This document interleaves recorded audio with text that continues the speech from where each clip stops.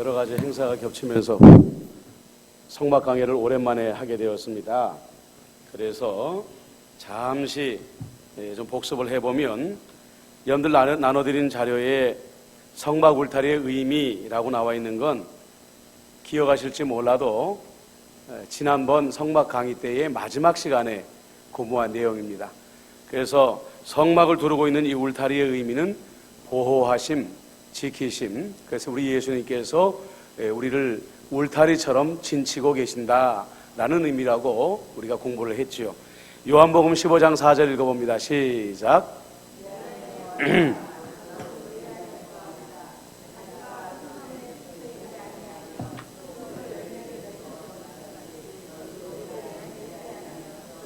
요한복음 15장 10절.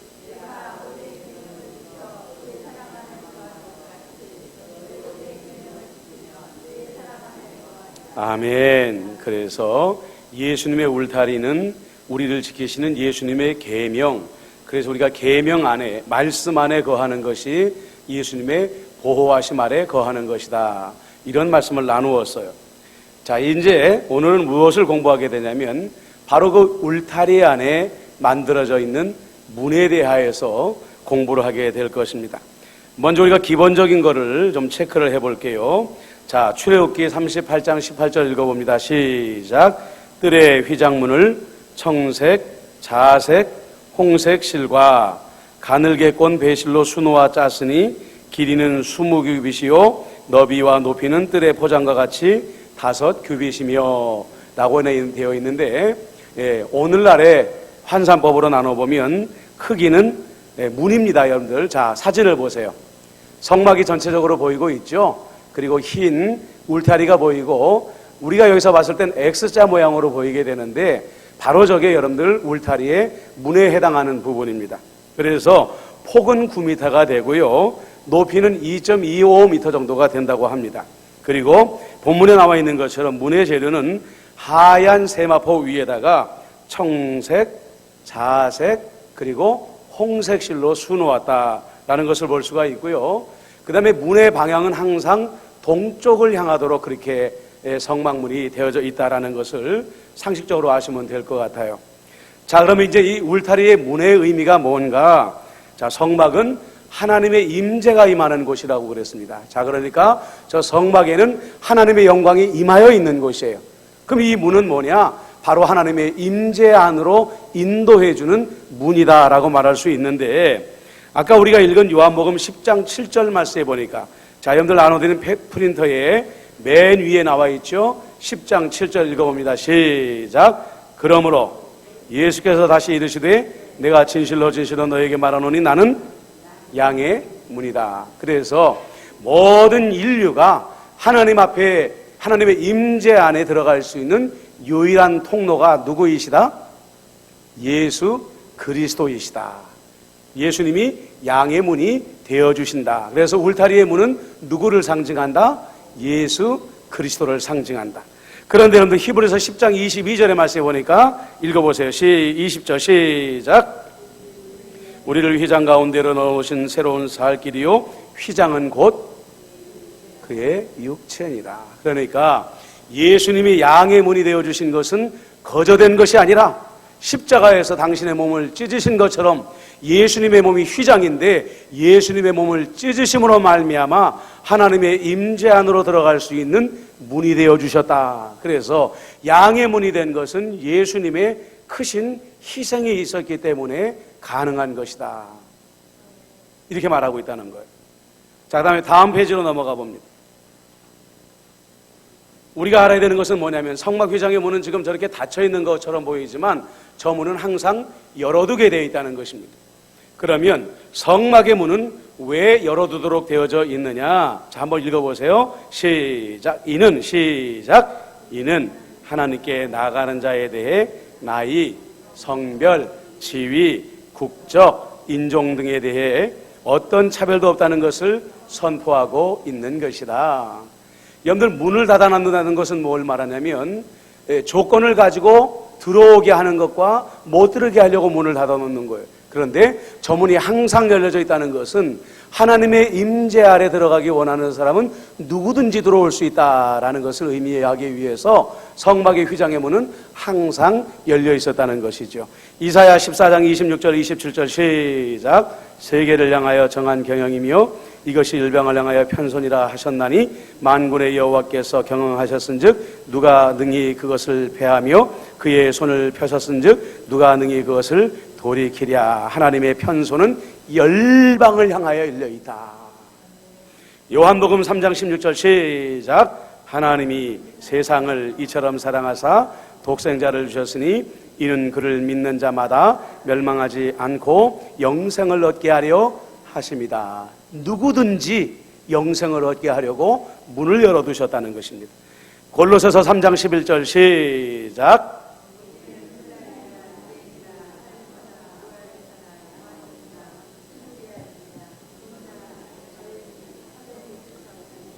오직 그리스도는 만유시요 만유 안에 계시느니라. 그래서 성막의 문은, 교회의 문은 세상을 향하여 차별 없이 열려 있다라고 말씀하고 있다는 거예요. 자, 그러면 왜 울타리의 문은 동편을 향하고 있느냐? 그 이유는 성경에서 동쪽 편은 하나님의 임재가 시작되어지는 곳이다 라고 기록하고 있기 때문입니다. 자, 출애굽기서 27장 10절 13절 시작. 동쪽을 향하여 뜰 동쪽의 너비도 50규빗이 될지며 라고 해서 성막의 문은 동쪽을 향하여 둘 것이다 라고 되어져 있다는 거죠. 자, 에스겔 43장 1절과 2절입니다. 시작. 나를 데리고 문에 이르니 곧 동쪽을 향한 문이라. 이스라엘 하나님의 영광이 동쪽에서부터 오는데 하나님의 음성이 많은 물소리 같고 땅은 그 영광으로 말미암아 빛나니. 이렇게 해서 하나님의 영광이 동쪽으로부터 오신다라는 것을 말하고 있어요. 자, 그럼 여기서 한번 복습을 해보십시다. 자, 하나님께서 거룩하신 구역을 성소라고 우리가 정의를 했습니다. 최초의 성소는 어디? 에덴 동산. 두 번째의 성소는 어디? 오늘 공부하고 있잖아요. 성막. 세 번째의 성소는 어디? 성전. 그래서 예루살렘의 성전. 네 번째의 성소는 누가 얘기했는데 지금? 아니, 건너뛰었어요 하나. 네? 예수 그리스도. 그 다음에 다섯 번째의 성소는 교회, 즉 성도. 그렇죠. 그러면 우리가 예수님의 성막이 된다, 성소가 된다 했을 때 우리는 늘 누구를 향해 서 있어야 된다? 하나님을 향하여, 동편을 향하여. 물론 나침반 동편에 서 있으라는 게 아니라 하나님의 인재를 갈망하는 마음으로 하나님을 향하여 우리의 마음 항상 서 있어야 된다는 거예요. 알았죠? 자, 그 다음에 하나님이 해가 뜨는 동쪽에서 임재한다라는 것을 말하는데 이 해는 성경에서 치유를 의미한다라는 거예요. 자, 말라기서 4장 2절 시작. 경외하는 너희는 곧 해가 와서 치유하는 광선을 비추리니 너희가 나가도 양간된 광선같이 되리라. 그래서 우리가 하나님의 인내를 받는 것은 우리 하나님은 치유하시는 하나님이시기 때문에. 그건 여러분들, 우리 하나님은 치유하실 때 우리의 몸만 치유하시는 하나님일까요? 아니에요. 우리의 마음과 우리의 영혼을 치유하시는 하나님이에요. 그래서 여러분들, 우리가 비타민을 많이 먹어요. 그런데 우리 몸에 비타민이라는 건 꼭 필요한데 우리가 가장 놓치기 쉬운 비타민이 뭘까요? 비타민 D예요. D. 그런데 이것은 우리가 음식을 통해서도 섭취할 수 있지만 가장 다량으로, 가장 효과적으로 섭취할 수 있는 방법이 뭔지 아세요? 잘 아시네. 그런데 이 햇빛이 말이죠, 이렇게 우리 안에 비타민 D를 형성해가지고 우리의 몸만 건강하게 만드는 게 아니라 사실은 이 햇빛이 우울증과 굉장히 밀접한 관계를 가지고 있다고 지난번에도 말씀을 드렸어요.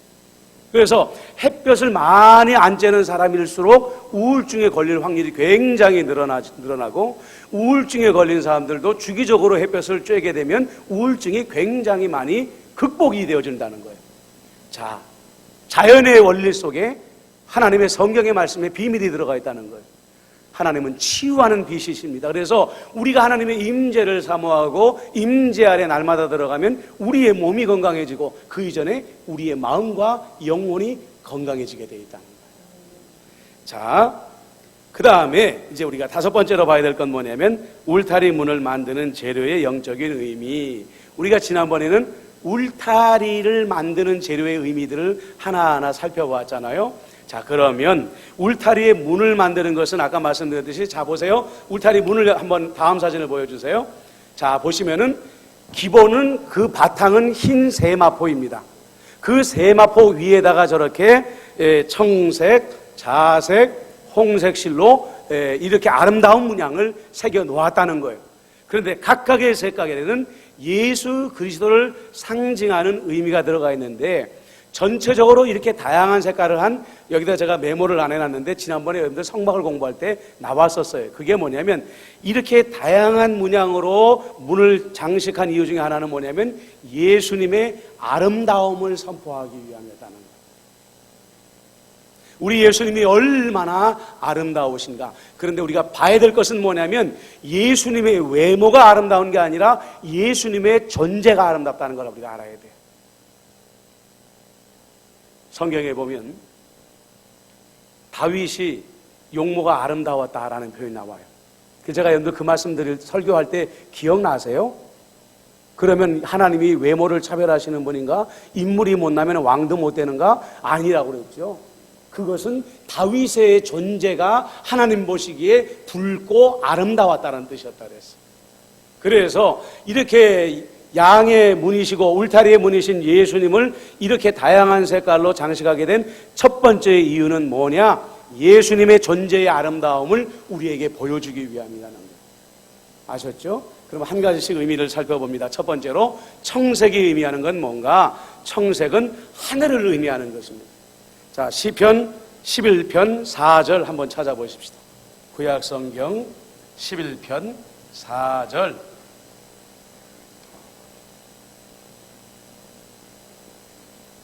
찾으셨어요? 자, 읽어봅니다. 시작. 그의 성전에 계시고 여호와의 보좌는 하늘에 있으며 그의 눈이 인생을 통촉하시고 그의 안목이 그들을 감찰하시도다. 자, 여호와의 보좌는 어디에 있으며? 하늘에 있으며. 그래서 청색은 하늘을 의미하는 것이고 하나님의 보좌가 있는 곳을 청색을 의미하기 때문에 이것은 예수 그리스도가 하나님 되심, 신성을 의미하는 것이다. 이렇게 말하고 있어요.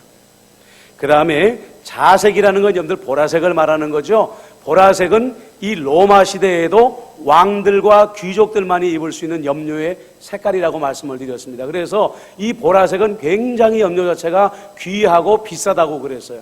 그래서 자색으로 새긴 이유는 뭐냐? 예수 그리스도께서 왕이시라는 것을 말씀하기 위함이다라는 거죠. 자, 그러면 계시록 1장 15절 한번 또 찾아봐야 되겠죠. 요한계시록 1장 15절. 1장 15절. 자, 이 목사님 저 마이크 좀 주실래요? 제가 오늘 목이 아파가지고. 요한계시록 1장 15절. 시작.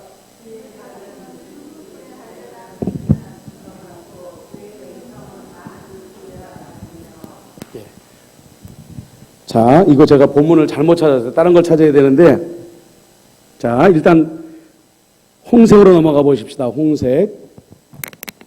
홍색은 예수님의 보혈을 의미하는 거죠. 그래서 예수님의 희생을 말하는 것입니다.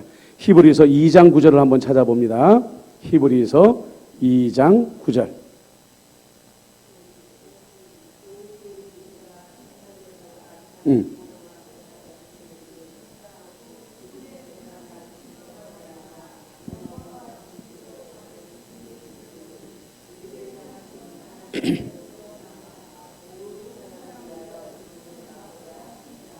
아멘. 그래서 이 홍색은 예수님의 보혈을 의미하는 것이다. 그 다음에 마지막으로 바탕이었던 흰 세마포는 무엇을 의미한다고요?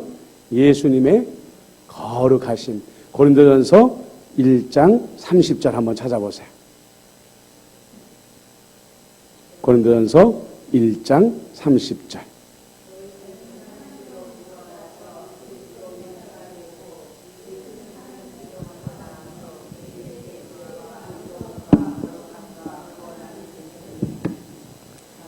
해서 거룩하신 예수님을 의미합니다.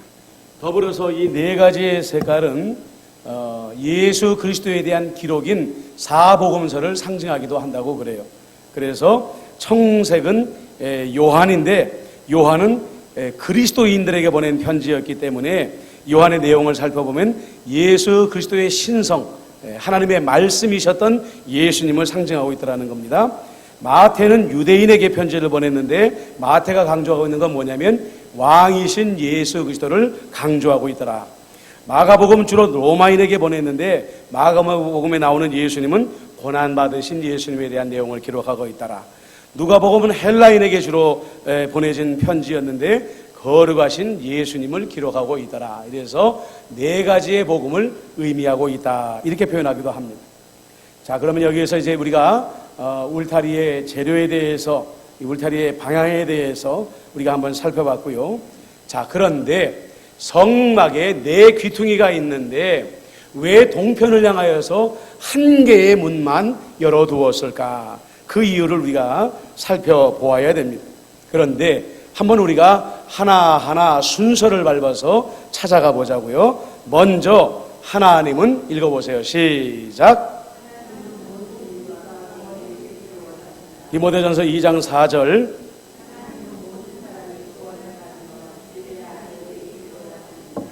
요한복음 3장 16절.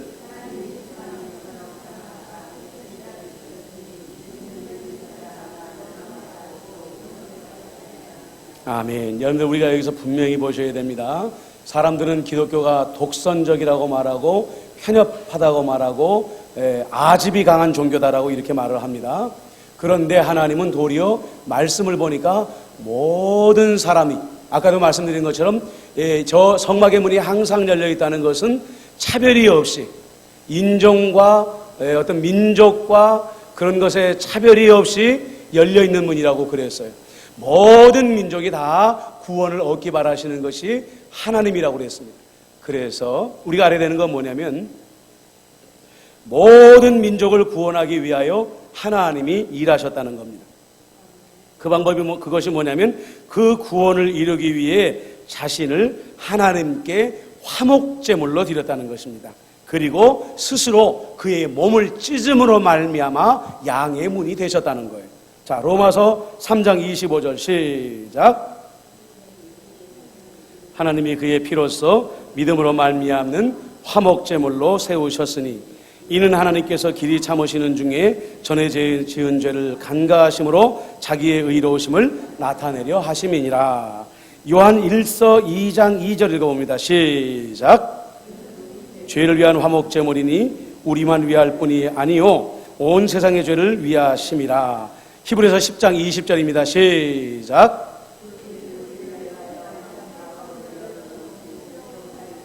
휘장은 곧 그의 육체니라. 자, 잘 따라오셨죠? 하나님은 모든 사람이 구원을 얻기를 원하신다고 그랬어요. 그래서 모든 사람들을 구원하기 위하여 아들을 이 땅에 보내셔서 화목제물로 세우셨다고 그랬습니다.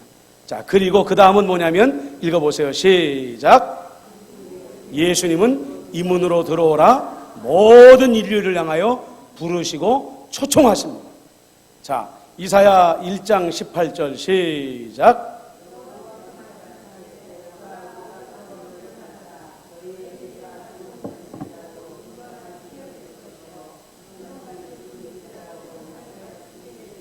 마태복음 11장 28절 시작.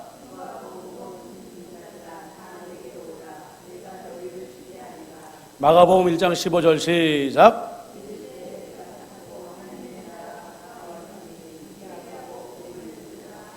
아멘. 자, 여기까지 따라오셔야 됩니다. 하나님은 모든 사람이 구원받기를 원하십니다. 그래서 모든 사람을 구원하기 위하여 아들을 화목제물로 보내셨습니다. 그뿐만이 아니라 아들을 통하여 우리의 죄의 문제를 해결했으니 오라 하고 초청하셨습니다. 자, 그 다음에 중요한 것은 뭐냐면 4번입니다. 시작. 구원은 예수님의 희생을 믿고 그 초청에 응답하여 예수님의 문을 통과한 사람들에게만 주어진다라는 거예요. 요한복음 10장 7절로 9절입니다. 시작.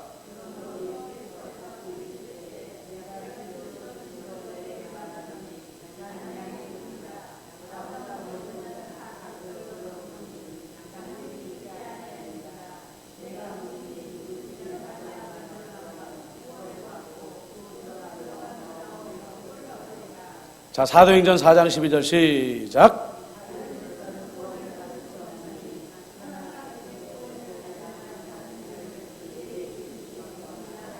아멘. 자, 우리 마지막 사진 한번 올려와 주시겠어요? 예. 예수님께서 우리를 어디로 부르셨냐면 좁은 문으로 부르셨다고 그랬습니다. 왜 그 문이 좁은 문인가? 오직 예수 그리스도만을 통하여 열려있는 문이기 때문에 그렇다는 거예요. 오직 십자가만을 통하여 열려있는 문이기 때문에 그렇다는 겁니다. 자, 그러면 여기서 우리가 한번 질문을 가져보십시다. 교회 바깥에 있는 사람들이 말하기를 정상은 하나이지만 길은 여럿일 수 있다라고 말하는 이른바 말하는 종교다원주의에 대해서 생각을 해보자는 거죠. 정통 기독교인들이, 물론 기독교인들 가운데에서도 종교다원주의를 지지하는 사람들은 그분들의 이론에 대하여 지지하는 사람들이 있습니다. 제가 옛날에 뉴욕에서 세계에서 가장 큰 성공의 예배당에 들어갔을 때에 깜짝 놀란 게 뭐냐면 성공의 예배당 벽에 아주 큰 현수막이 걸려져 있는데 그것은 뭐냐면은 미국 성공의 주교와 더불어서 달라이 라마라는 티베트 불교의 지도자가 서로 손을 잡고 환하게 웃고 있는 사진을 붙여놓은 현수막을 보고 깜짝 놀란 경험이 있어요. 그런 분들이 주장하는 게 뭐냐면은 기독교에만 구원이 있는 것이 아니라 다른 종교에도 구원이 있다. 그래서 모든 종교는 정상에서 만나게 되어져 있다라는 그런 이야기이죠. 그런데 거기에 대해서 우리 복음적인 기독교인들이 예스 할 수 없는 이유가 있어요. 그게 뭐냐면, 자, 생각해 보십시다. 인류의 불행이 어디서부터 시작되어졌는가 하는 것에 대하여 우리는 그 근원적인 질문을 가져봐야 된다는 거예요. 그런데 세계의 모든 종교들은 인류의 불행이 시작된 그 근원에 대해서 각자 다른 이야기들을 말하고 있어요. 그리고 거기에 맞춰서 각자 다른 구원들을 말하고 있습니다. 자, 그랬을 때 성경은 모든 인류의 불행이 어디서부터 시작된다고 말합니까? 인간의 죄로부터 시작되어졌다고 말합니다. 자, 그런데 성경은 하나님의 말씀이 인류의 모든 불행은 인류의 모든 죄로부터 시작되어졌다라고 말하고 있는데 각자 다른 종교들은 다른 답을 내놓고 있는데 이 문제에 대해서 이 답도 맞고 저 답도 맞다라고 말할 수 있겠냐는 거예요. 문제를 푸는 데에는 공식이라는 게 존재합니다. 모든 문제를 풀 수 있는 공식이 있는 반면에 오로지 한 문제에 대해서는 한 공식만 존재하는 문제의 법칙이 있을 수가 있다는 거예요. 그래서 기독교가 창세기에 하나님을 믿는다고 말했을 때에 인류가 구원받을 수 있는 방법은 단 하나밖에 없어요. 죄의 문제를 해결하는 겁니다. 그런데 인간은 죄 가운데 태어났기 때문에 죄인이 스스로 죄의 문제를 해결할 방법이 없는 거예요. 그래서 예수님께서 오셔서 완전히 죄 없으신 의인이신 예수님께서 여러분들의 죄의 문제를 바로 저 십자가에서 해결해 주시고 자기의 몸을 찢으시고 하나님의 임재 아래 들어갈 수 있는 유일한 문이 되어 주셨기 때문에 그것만이 답입니다라고 말할 수밖에 없다는 거예요. 어떤 답이 존재할 수 있겠습니까? 여러분들 생각해 보세요. 석가모니가 우리의 죄의 문제를 해결해 줄 수 있습니까? 하물며 우리가 불교에 대해서 공부해 보면은요, 석가모니도 자기가 믿는 부처가 있었다는 거예요. 자기 앞서서 부처가 된 자가 자기의 미래를 말해 주어서 자기도 그 미래에 따라서 수억 번 윤회를 거듭하다가 나도 부처가 되었나라고 말하는 자기도 연약하고 자기도 허물 있는 존재라는 걸 스스로 말하고 있어요. 그런데 어떻게 자기가 죄의 문제를 해결할 수 있겠어요? 그래서 우리가 분명히 알아야 되는 건 뭐냐면 기독교의 하나님은 편협한 하나님이 아닙니다. 모든 우주를 만드셨고 모든 우주의 질서를 세우셨고 그러나 우리가 그 질서를 깨뜨렸고 우리가 죄인이 되어짐으로 말미암아 이 죄의 문제를 해결하는 유일한 방법은 자기가 인간이 되고 그래서 우리의 모든 죄를 뒤집어 쓰고 죽으심으로 말미암아 우리의 죄를 탕감할 수밖에 없다는 그 방법을 가지고 하나님은 우리의 구원을 이루셨다는 거예요. 그래서 우리는 저 좁은 문만을 통하여서 구원을 받을 수가 있다는 거예요. 자, 제가 밑에다가 한번 읽어보십시다. 시작. 보편적인 진리나 시작.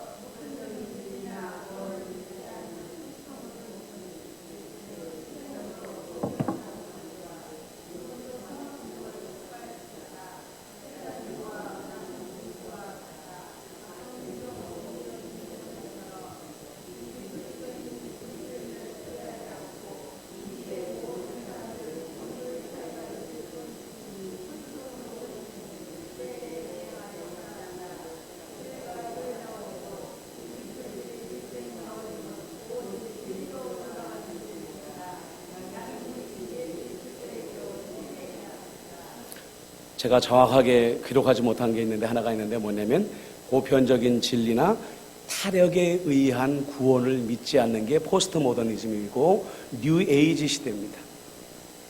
뉴 에이지 시대에는 여러분들 내가 믿는 게 진리예요.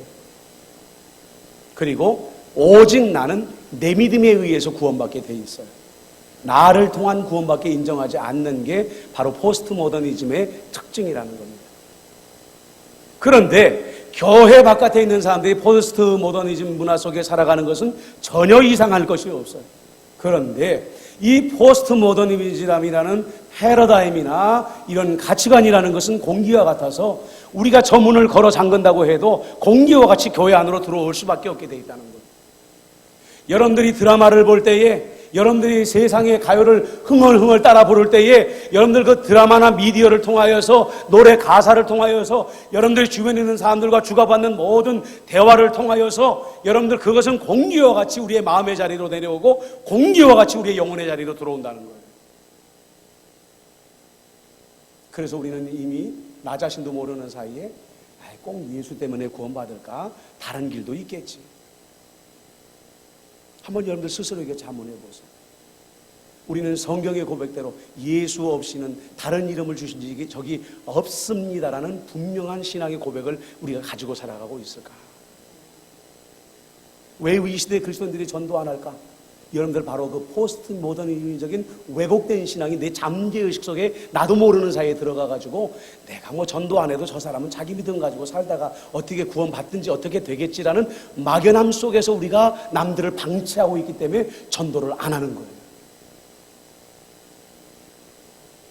사도 바울이 우리에게 두렵고 떨림으로 너희의 구원을 이루라고 했는데 여러분들 정말 신앙생활을 하면서 두렵고 떨림으로 신앙생활을 하는 분들이 우리들 가운데 몇이나 있을까요? 두렵고 떨림이라는 것은 사도 바울이 말한 대로 날마다 우리의 믿음을 시험하여 보는 것입니다. 예수밖에는 없습니다. 예수님으로만 구원받습니다라는 그 믿음을 내가 날마다 고백하고 있는가? 정말로 두렵고 떨림으로 나를 시험하여 보는 것이 여러분들 정말로 깨어있는 믿음이라는 거예요. 이것이 우리에게 있느냐라는 거예요. 제가 예전에 장신대에서 선교학을 배울 때에 당시에 총장이기도 하셨던 선교학 교수님이 늘 수업 시간마다 학생들이 바뀔 때마다 드는 예화가 있어요. 뭐냐? 미국 서해안 해안가에 파도가 많이 치는 지역이 있다.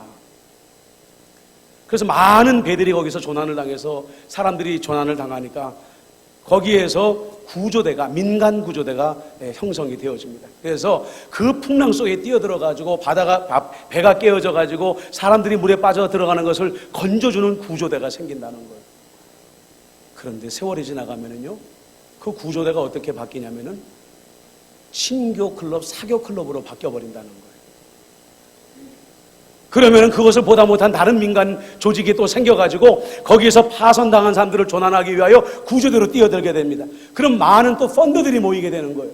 야, 그 구조대가 좋은 일을 하고 있으니까 우리가 좀 자금도 지원해주고 여러 가지 좀 도와주자 해가지고 많은 후원금들이 모이게 된다는 거예요. 그런데 기가 막힌 건 뭐냐면 세월이 지나면 그 구조대도 역시 친교 모임, 사교 모임이 되어버리고 만다는 거예요. 세월이 지나고 나서 보니까 그 지역에 수십 개의 그렇게 구조대로 시작한 친교 클럽, 사교 클럽들이 생겨나게 됐다는 거예요. 지금까지도 그 사교 클럽들이 모이고 있다는 거예요. 그러면 그 벽에 보면 자랑스러운 자기들의 역사가 기록되어져 있습니다. 우리가 시작된 것은 이 지역에서 파손당한 배의 선원들을 구조하기 위해서 우리가 이렇게 시작되었다. 근데 지금은 뭐 하고 있느냐? 친교하고 있다. 이분이 왜 그 얘기를 하냐면 오늘날 우리 교회의 모습들이 그렇다는 거예요. 교회는 이 시대에 풍랑을 만난 이 세상 가운데에 우리 예수님께서 구주선으로 던졌는데 처음에 교회가 개척되어지면 열심히 전도하고 사람들에게 오라 해가지고 막 전도 열심히 하다가 인원이 채워지고 재정이 채워지게 되면 이제 우리끼리 교회 문을 닫아버리고 우리끼리 친교하고 우리끼리 가깝게 지내고 우리끼리 즐겁게 지내자 하고 사교선이 되어버리고 친교선이 되어버리고 만다는 거예요. 그러면 하나님께서 또 새로운 세순을 일으켜서 개척교회를 세우고 그 개척교회가 성장해서 성도가 채워지고 재정이 채워지면 또 교회 문을 닫아버리는 일들이 오늘날에도 똑같이 일어나고 있다, 이렇게 말합니다. 여러분들, 우리 기독교인들이 우리 안에 있는 이 잘못된 패러다임을 걷어내야 돼요. 나도 모르는 사이에 공기처럼 내 영혼 안에 흡수되어 들어져 와가지고 예수 외에도 구원을 얻을 만한 다른 여지가 있다라고 믿는 이 잘못된 믿음이 우리 안에서 빨리 여러분들 배출되어져 버려야 되는 거예요. 그래서 여러분들 이것을 영적인 디톡스라고 말하는 겁니다. 만약에 제가 이 믿음을 가지고 유럽에 가가지고 전한다, 그러면요, 저는 유럽에서는 거의 IS와 같은 동급 취급을 받습니다. 유럽의 어느 국가에서는 제가 지난번에도 말씀을 드렸죠. 신실한 부모가 자녀들을 데리고 성경 공부를 가르치고 가정 예배를 드린다는 이유 하나 때문에 자녀들을 국가에 뺏겼어요. 2번 다시 만나지 못하게 됩니다. 그러니까 예수 외에는 구원이 없다라는 것이 복음이 시작된 그 나라에서는 지금 이단 취급을 받는 거예요. 우리나라요, 멀지 않았습니다. 만약에 인권법이라는 것이 현재 정권이나 아니면 진보적인 정당에서 요구하는 수준에까지 이르게 되면은요, 이제는 교회 안에서 동성애를 비판하는 것 자체가 법 위반이 되어지고, 목사는 동성애를 비난할 때마다 벌금을 내야 되고, 그 죄가 반복되게 되면 교도소에 갇히는 일도 우리나라에서 이제 이루어지게 될 것이라는 거죠.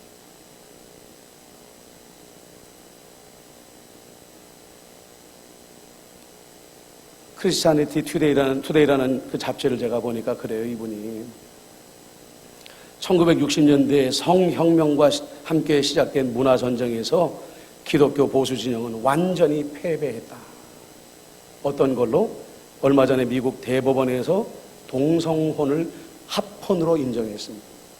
가장 복음적이고 가장 복음의 마지막 보루와도 같은 이제 미국에서조차도 동성애를 법적으로 막을 수 있는 방법이 전혀 없어져 버리거든요. 지금 우리나라도 제가 지난번에도 말씀을 드렸지만, 작년 2019년도 연초에 해본 여론조사에 의하면은요, 동성애에 대한 부정적인 견해가 역전되어져 버렸습니다. 그래서 동성애를 지지한다 51%, 동성애를 반대한다 49%. 이 간극은 이제 점점 넓어지게 될 것이고, 이번 총선에서 아마 보수 진영이 대패하게 된다고 한다면 인권법은 아마 그대로는 아닐지라도 상당 부분 그들이 원하는 수준까지 통과되어질 것입니다. 그리고 좀 더 지나가가지고 진보 진영이 더 많은 득세를 하게 되면, 제가 조금 전에 여러분들에게 드린 말씀처럼 복음주의적인 기독교 교회 내에서조차도 동성애를 비판하게 되면 징계를 받는 그런 날이 아마 수년 내에 우리나라에 오게 될지도 모르겠어요. 여러분들, 동성애는 뿌리가 아니에요. 가지에 불과합니다. 그 뿌리가 무엇이냐? 예수님 이외에도 구원을 얻을 만한 다른 믿음이 있다라고 믿는 이 다원주의에서부터 모든 줄기가, 하나님을 대적하는 줄기들이 뻗어서 나오고 있다는 거예요. 말씀을 정리합니다. 오늘 우리가 뭘 공부했어요? 성막의 울타리의 문이신 예수님에 대해서 공부를 했어요. 그래서 성막의 문 예수님은 그분을 찢으심으로 말미암아, 그의 육체를 십자가에서 찢으심으로 말미암아 하나님의 임재 안에 들어갈 수 있는 통로가 되어 주셨다. 그리고 청색, 자색, 홍색, 하얀색은 예수님의 여러 가지 성품들, 그분의 본성에 대한 설명이었다. 우리가 공부를 했고요. 그 다음에 성막의 문이 하나인 이유는 우리가 하나님의 구원에 이르고 우리가 하나님의 임재 안에 이르는 길이 하나밖에 없다는 사실을 우리에게 가르쳐준다 하는 것을 배웠습니다. 여러분들, 이 시간 우리가 한번 우리의 말씀을 붙잡고 기도했으면 좋겠습니다. 주님, 내가 성막인데 내가 날마다 하나님의 임재에 하신 동쪽을 바라보는 삶, 다른 말로 말하면 하나님의 임재를 목말라 하는 하루하루의 삶을 살아가게 해주세요. 여러분들 이렇게 기도해 주시고요. 두 번째로는 정말로 그 임재 가운데에 내 육체와 내 마음과 영혼에 치유하시는 하나님의 능력을 경험하게 해주세요. 여러분들 기도하시고요. 마지막으로는 정말 내 안에 예수 이외에도 구원을 얻을 만한 다른 믿음이 있다라는 이 종교다원주의적이고 포스트 모더니즘적인 이단과 사이비적인 그런 가라지들은 없는지 진리로 이것들을 불살라 주시고 두렵고 떨림으로 날마다 나의 구원을 이루어가는 깨어있는 신앙생활을 하게 해주세요. 우리 이 시간에 주신 말씀 생각하며 잠시 한번 기도하도록 하겠습니다. 기도합니다.